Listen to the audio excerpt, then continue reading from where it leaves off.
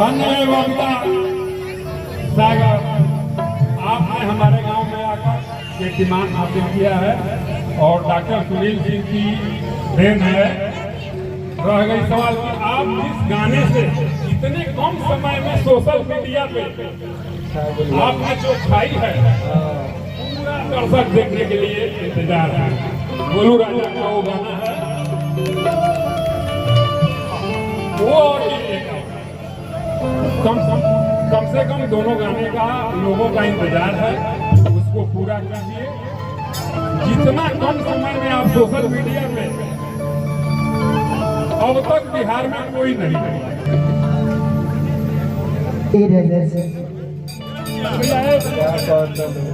आज पहला मिलनवा जब आज लगे कि थार थार का पोता और सज गया राजा नहीं हरे की याद एक पल की सदा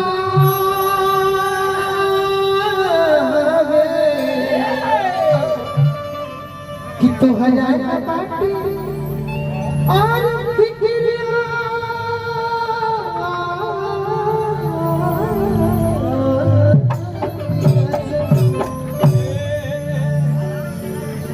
मेरा भी बहुत किया जो हो आज पहला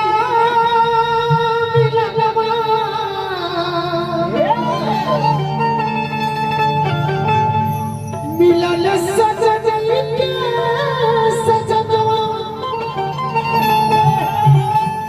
हमारे ओ गुलाब नियन फिरनवा किसी सुनी भगवा अब जननी हान होती सुनी भगवा जननी हान होती आज राजी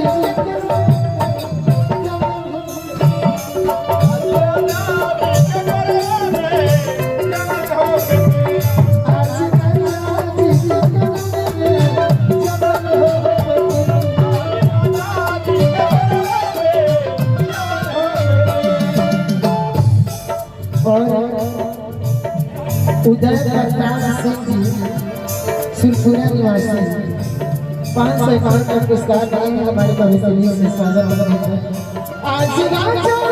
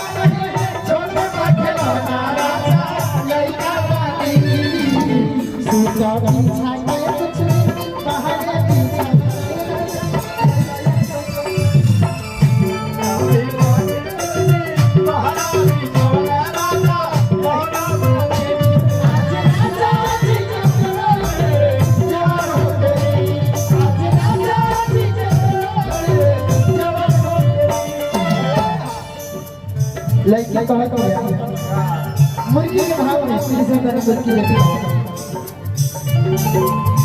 राजा जी